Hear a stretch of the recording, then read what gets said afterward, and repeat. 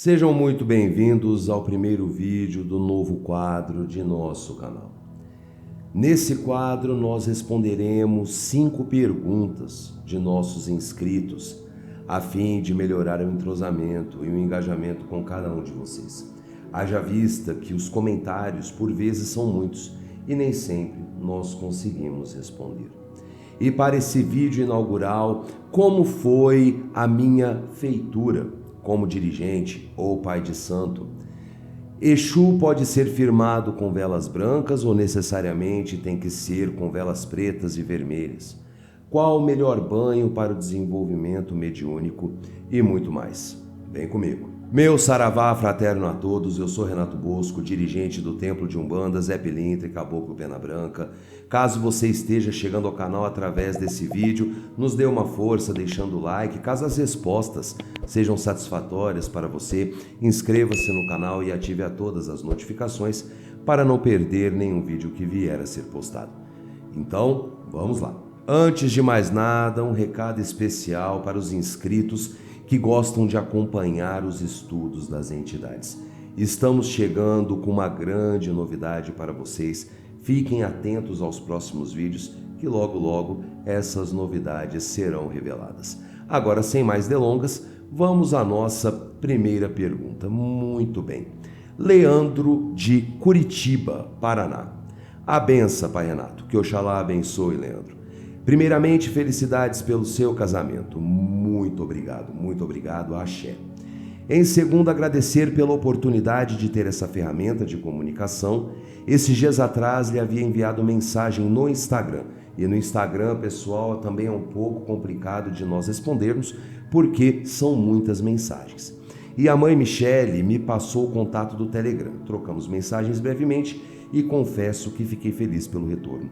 E agora mais com este novo portal de interação. Caso você queira deixar a sua dúvida, por favor, mande mensagem no e-mail abaixo que nós teremos o prazer de estar respondendo suas dúvidas também, meu irmão e minha irmã, e poder agregar cada vez mais no seu conhecimento. Seu conteúdo é incrível e pavimenta a estrada do conhecimento de médiuns de todos os cantos, levando de forma clara e objetiva mais acerca da nossa amada Umbanda. Muito obrigado pelo apoio, Leandro. Minha dúvida é sobre sua feitura, entre aspas, como pai de santo. Aqui em Curitiba utiliza-se este termo, assim como cruzamento. É muito interessante esses regionalismos, porque aqui no estado de São Paulo, nos diversos terreiros que eu conheço, cruzamento seria algo mais parecido como consagração, que é remetida a instrumentos, trabalhos e assim por diante. Isso que é o maravilhoso da multiculturalidade brasileira. Como se deu o processo entre saber que tinha missão, o aceite e, claro, o pós, e depois quais as maiores dificuldades em abrir uma casa e como foi tudo isso? Um grande abraço, ótima semana. Um grande abraço para você também, meu querido. Muito bem. Minha história como umbandista, ela foi uma história um tanto quanto acelerada. Eu me tornei umbandista fazem já alguns anos, mas eu já tenho, digamos assim, um contato com o mundo espiritual muito antes da Umbanda. Eu participei de sociedades iniciáticas, de fraternidades iniciáticas, me iniciei em algumas tradições dentro do ocultismo, do esoterismo, mas depois veio o chamado à Umbanda. E em determinado momento, no terreiro aonde eu fui iniciado, que é o Templo Ogum Sete Estrelas, aqui na cidade de Franca, seu Zé nos estabeleceu a missão, seu Zé Pilintra, de que nós teríamos que estar abrindo a nossa casa.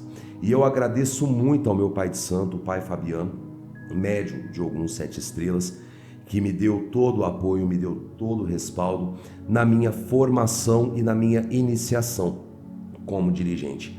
A ele eu devo tudo, a grande maioria dos fundamentos, pelo menos que eu sei, tive uma grande inspiração e, claro, orientação de seu Zé Pilintra, de seus 7 catacumbas, seu Pantera Negra, também na formação dos fundamentos da nossa casa, nos moldes, porque cada casa, por mais que você aprenda um fundamento, sua casa vai ter fundamentos iguais, mas também terão fundamentos parecidos e fundamentos análogos. Quando seu Zé estipulou essa missão para mim e para minha esposa, que é a mãe Michele, a qual você entrou em contato, nós já tivemos a nossa iniciação com o Pai Fabiano, do Ogum 7 Estrelas, aonde ele nos passou todos os fundamentos, nos orientou e, aliás, nos orienta até hoje. Não é porque hoje eu sou dirigente que eu sei de tudo, muito pelo contrário. Hoje na internet nós vemos cursos e mais cursos, né, que fala iniciação ao sacerdócio, ou então curso de sacerdócio da Umbanda, que são perfeitamente válidos. Todo conhecimento é mais do que bem-vindo. Tem uma pergunta, inclusive, que nós falaremos sobre isso. Mas o sacerdócio é a vivência no terreiro. É viver, experimentar a individualidade de cada filho de fé, a individualidade de cada trabalho. Digamos que a formação como sacerdote, como dirigente, como zelador, pai de santo, mãe de santo, que seja, bem como o desenvolvimento mediúnico, eles não têm um prazo para terminar, um prazo para findar. São desenvolvimentos, aprendizados que se levam para a vida toda, justamente por conta na vivência do terreiro. Montar a casa não foi fácil, até hoje nós temos grandes dificuldades, sobretudo com espaço. Haja vista de que quando nós começamos os nossos trabalhos na internet, né, pessoas entram em contato até hoje no Facebook, no Instagram, até mesmo aqui no YouTube, para querer ingressar na casa e tudo mais, só que o nosso terreiro hoje ainda é muito pequeno e nós encontramos grandes obstáculos para poder providenciar um espaço maior. Dentre eles, principalmente intolerância religiosa ou então até mesmo uma certa ignorância dos locadores, né? Porque já pensa que vai formar um negócio de macumba, vai trazer coisa ruim para o imóvel deles. Mas isso são obstáculos que nós vamos superando aos poucos e, claro, conforme estivermos realmente amadurecidos, para poder expandir as nossas atividades no sacerdócio.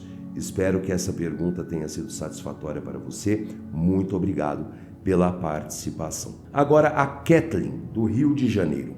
Posso usar velas brancas para a esquerda ou obrigatoriamente tenho que usar velas pretas e vermelhas? Uma excelente pergunta, Kathleen. Muitos terreiros vão dar preferência para as velas coloridas, haja vista de que elas têm relação não somente com o Exu e Pombagira, no caso o preto e o vermelho, mas também as cores regentes dos orixás, né, para Ogum, azul ou vermelho, Oxum, amarelo, Oxóssi, verde, Obaluaê, vermelho ou amarelo e preto ou marrom. Existem várias correspondências e alguns terreiros usam o fator cromoterápico, né? Utilizando-se da cromoterapia, que é muito pertencente à nova era, atribuindo fatores curativos às cores utilizadas nas velas em associação com o orixá, e isso também bebe muito da fonte da alta magia, a coloração da vela para determinado elemento alquímico ou para determinado trabalho magístico, determinada invocação de seres espirituais ou entidades espirituais. Digamos que isso veio e acabou se comunicando com a Umbanda. Mas veja bem, se por acaso você precisa firmar Exu e Pombagira, nada te impede de usar a vela branca. Por quê? Digamos que as cores, para elas terem um real significado em nossas vidas, é necessário nós acreditarmos nessa força cromoterápica que as velas terão. Digamos que, a depender da sua fé e do que essa firmeza vai simbolizar para você, a vela branca é mais do que o suficiente, porque não é a vela que vai magnetizar a sua intenção, é a sua intenção que vai magnetizar a vela e vai estar trazendo o que você procura. É igual o seu Zé costuma fazer, né? Quando perguntam para ele sobre cores de velas, se vela preta faz mal para as pessoas e essas coisas. O seu Zé geralmente pega uma vela e ele fala assim, ó, com essa vela, dependendo do que eu penso, do que eu direciono para ela, ela pode curar um enfermo. Dependendo da maldade que eu direciono para ela, ela pode destruir a vida de alguém. Portanto, você precisa acreditar, ter consolidado, aliás, na sua cabeça, que a vela preta e vermelha, por exemplo, seriam ideais para Exu. Agora, se você tem uma mentalidade mais aberta e não se apega muito a esses fatores cromoterápicos, a vela branca vai servir tanto para Exu, como para Pombagira, como Exu Mirim, Preto Velho, Caboclo, Baiano, Oxum, Obaluaê, Oxalá e assim sucessivamente. Espero ter ficado claro a sua resposta. O Pedro de Santos: qual banho de ervas posso tomar para melhorar o meu desenvolvimento mediúnico? É uma ótima pergunta. As ervas, elas terão quase que a mesma fundamentação, né, das velas, as ervas com as velas, ou seja, tudo depende da força que você magnetiza com relação às ervas. Não estou querendo dizer que você pode tomar banho de qualquer erva, não é bem assim que funciona. Mas para que o banho que eu receite para você tenha um efeito, tem que ter a ativação do seu mental. Portanto, você tem que acreditar que essas ervas farão diferença no seu desenvolvimento mediúnico. Porque se você simplesmente toma o banho de forma mecânica, não vai surtir efeito nenhum. Nós que ativamos a força das ervas. Tanto que, cientificamente falando, já foi mostrado que ervas têm energia.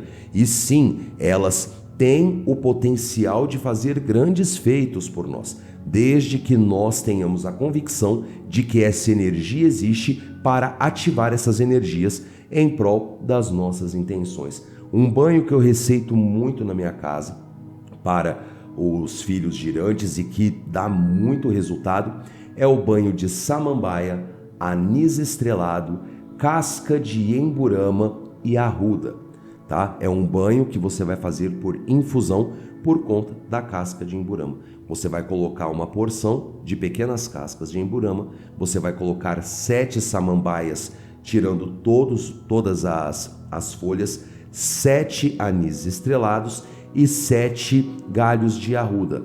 Coloque em infusão, ou seja, banho quente, e deixe ele dar essa infusão por aproximadamente 1 hora.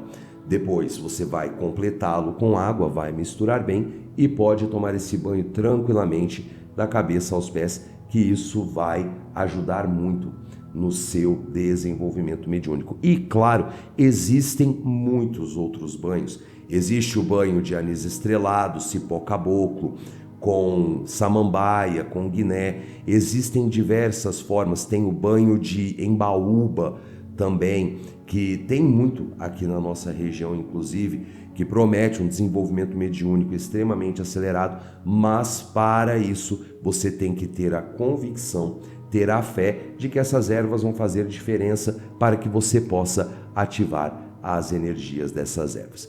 Certo? Espero ter respondido sua pergunta, Pedro. Muito obrigado. Maristela de Campo Grande. Essa pergunta é complicada. Certa vez estava em um terreiro aqui em Campo Grande, Mato Grosso do Sul, e o preto velho me disse que meu caminho não era na Umbanda, e sim no kardecismo. Isso pode acontecer? Olha, não é do meu feitio questionar guias, né, e tudo mais, mas assim, eu acho que esse preto velho, digamos assim, deu uma resposta de muito mau gosto, né? Porque uma vez que nós conhecemos a Umbanda como uma religião inclusiva, né, ela abraça pessoas, ela abraça crenças, por mais que tenha resistências e mais resistências que queiram apartar em absoluto alguns elementos, né, sobretudo o elemento do kardecismo, do cristianismo, por vezes, mas a Umbanda, como nós conhecemos, ela é formada de alguns elementos disso, né? E aí, de repente, o preto velho falar que a Umbanda, que é uma religião inclusiva, não é para aquela pessoa, então ela deixa de ser uma religião inclusiva. O que eu penso, Maristela, é que quem pode determinar se a Umbanda é para você ou não é somente você. Ou seja, você tem que entrar, mas você também tem que entrar tendo ciência de que é uma religião de responsabilidades, tá? É uma religião que envolve renúncia, é uma religião que envolve estudo, envolve conhecimento, desenvolvimento, aprimoramento, autoconhecimento, reforma íntima, e tudo isso se dá através das inúmeras renúncias. Uma delas, que é a mais clássica, na sexta-feira você poderia estar passeando num happy hour com os seus amigos. Não, você vai estar de obrigação no terreiro ajudando aqueles que precisam de auxílio. Mas é somente você, no trilhar, no desenvolver, no perceber as dificuldades, superá-las e vir a se tornar uma pessoa melhor paulatinamente, é que você vai ver se a Umbanda é para você ou não. Na minha visão, como dirigente, nenhum guia espiritual tem autoridade para poder falar que caminho você deve seguir. Porque se você for analisar bem, isso já é uma violação direta ao nosso direito de escolha, ao livre-arbítrio. A mesma coisa quando nós vemos jogos de búzios por aí, que falam que o caminho da pessoa não é na Umbanda. Digamos assim, tem um babalorixá que lê búzios, que é a mensagem do orixá, e o orixá está falando que você não pertence à Umbanda, que você tem que seguir a religião evangélica, por exemplo. Eu acho isso de muito mau gosto. Quem pode determinar os caminhos que você vai seguir somente é você, experimentando, vendo a realidade, ou seja, sem os floreios, sem toda aquela romantização, tá? E apesar das dificuldades, você conseguir superá-las e conseguir trilhar esse caminho, aí que você vai ver se esse caminho é para você. Se você vê que o caminho não é para você, sem ressentimentos, procure outro que melhor sustente a sua fé. Certo? Muito obrigado pela participação. E agora, a Anália. Perdão. Minha cigana pediu para eu aprender tarô de Marcélia. Por que preciso aprender a ler se é ela que vai usar as cartas? Isso é muito simples, Anália. Anália de São Paulo. Anália, os guias espirituais, por mais que eles tenham um conhecimento aprofundado acerca das mais diversas fundamentações, sejam elas trabalhos magísticos, aconselhamento, práticas divinatórias, dentre elas o tarô, eles não vão utilizar desses conhecimentos tão amplos num médium que não tem preparo, tá? Você já deve ter ouvido esse ditado: um médium sem conhecimento ou médium sem estudo é um bisturi cego na mão de um guia espiritual. E é toda verdade. Veja bem, um espírito que tem um conhecimento maior, mais amplo, digamos que eles têm uma força mais lastra. Se eles se utilizam desses conhecimentos numa mente pouco desenvolvida, que não compreende sequer os fundamentos de base daquelas ferramentas do guia espiritual, isso pode gerar até choques mentais, porque é uma mente menor que não se preparou para receber a captação de conhecimentos maiores. Por isso mesmo que o estudo, não somente acerca do tarô de Marcélia, mas o estudo dentro da Umbanda e de demais correntes religiões espiritualistas são de extrema importância. Você precisa, por exemplo, saber os pilares do tarô de Marcélia, você tem que saber a significação das cartas, ter uma noção de interpretação para que sua cigana possa utilizar-se do conhecimento lastro que ela tem em cima do que você possui para não gerar choques em você. Porque seria a mesma forma também do guia te entregar conhecimento de bandeja, ou seja, de mão beijada, sendo que nós temos o compromisso, nós temos que procurar também compreender não somente o jogo de tarô de Marcélia, ou baralho cigano, ou baralho celta, ou búzios, mas principalmente para o nosso aperfeiçoamento. Ou seja, você estudar o tarô de Marcélia é dar ferramentas precisas para o guia, para a cigana, no caso, durante os seus trabalhos. E não somente cigana, saber sobre ervas, saber sobre firmezas, saber os conceitos dos elementos dos terreiros, como um congá, uma tronqueira, o altar de Zé Pilintra, que é muito presente nos terreiros, é de vital importância, porque só pratica corretamente a sua religião aquele que a compreende, seja pelo estudo e também pela vivência. Espero ter ficado clara a sua dúvida, ou seja, ter dado à luz do esclarecimento. E esse foi o primeiro vídeo da TUSP Responde. Muito obrigado pela participação dos inscritos que mandaram as suas perguntas. Você quer participar também desse quadro? É só mandar a sua dúvida nesse e-mail que está aparecendo aqui embaixo, que nós teremos o prazer de poder auxiliar no esclarecimento de suas dúvidas. Eu vou ficando por aqui, muito obrigado por sua audiência. Se gostou do vídeo, por favor, deixe seu like. É muito importante para que esse quadro continue e que possa ser levado a mais pessoas que, assim como você, têm dúvidas acerca da religião de Umbanda. Você quer deixar alguma sugestão de conteúdo? Quer deixar a sua opinião acerca das respostas dadas? Fique à vontade no comentário. Sempre estamos lendo, respondendo quando possível, mas sempre trazendo conteúdos sugeridos. E eu aproveito a convidar você a participar da área de membros do canal, onde conteúdos exclusivos são postados e muito vai lhe ajudar na sua compreensão acerca da religião de Umbanda. Axé para quem é de axé, amém para quem é de amém, paz e luz. Fiquem todos com Deus e até o nosso próximo vídeo. Tchau e até a próxima.